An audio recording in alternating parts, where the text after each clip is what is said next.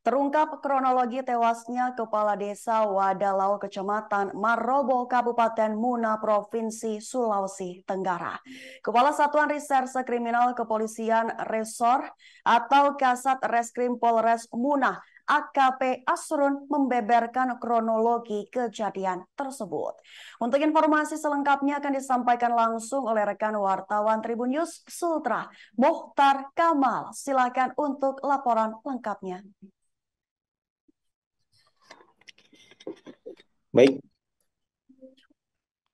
dapat kami laporkan terkait kronologis meninggalnya seorang kepala desa di Kabupaten Muna, tepatnya di Kepala Desa Wadolau, Kecamatan Marobo, Kabupaten Muna, Provinsi Sulawesi Tenggara.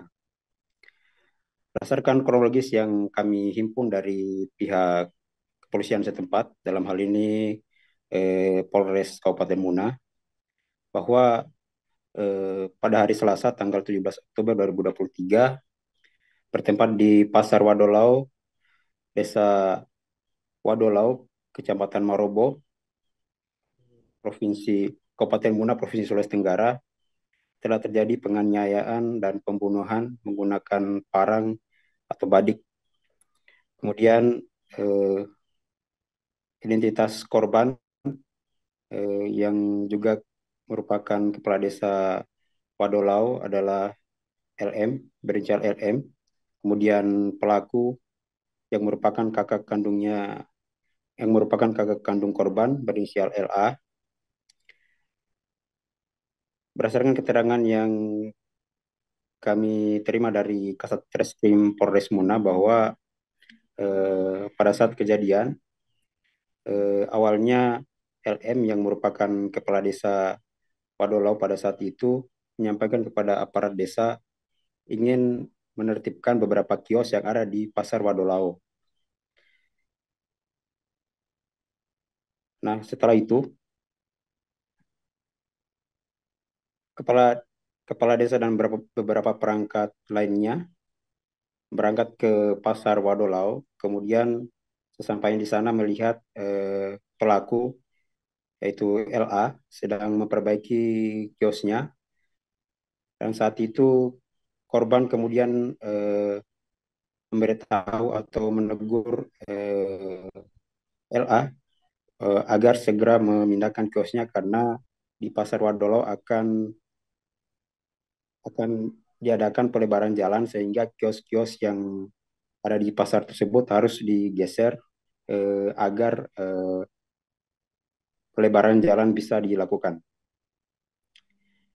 Kemudian mendengar teguran tersebut, LA merasa tersinggung dan kemudian antara korban dan pelaku saling cekcok. Setelah itu mereka terlibat pertengkaran dan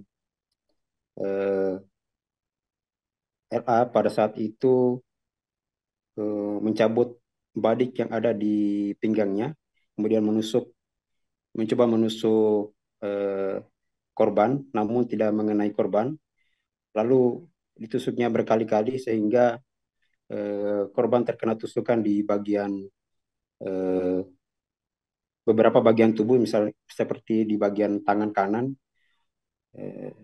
Tidak hanya itu, setelah korban tersungkur di tanah, LA kemudian mencabut parang yang ada di pinggangnya dan membacok beberapa bagian tubuh korban sehingga korban mengalami luka parah, dan saat itu juga LA sempat mengiris beberapa bagian tubuh korban lalu menyeretnya dan membawanya ke salah satu tempat. Dan kemudian setelah kejadian tersebut, para warga pun langsung mengevakuasi LM atau korban ke puskesmas terdekat, dalam hal ini ke Puskesmas Wasolangka, Desa Parigi, Desa Wasolangka, Kecamatan Parigi, Kabupaten. Namun naas pada saat setibanya di rumah sakit, tidak beberapa lama kemudian LM harus LM dinyatakan meninggal dunia akibat luka parah di beberapa bagian tubuhnya, sehingga mengakibatkan pendarahan yang cukup hebat dan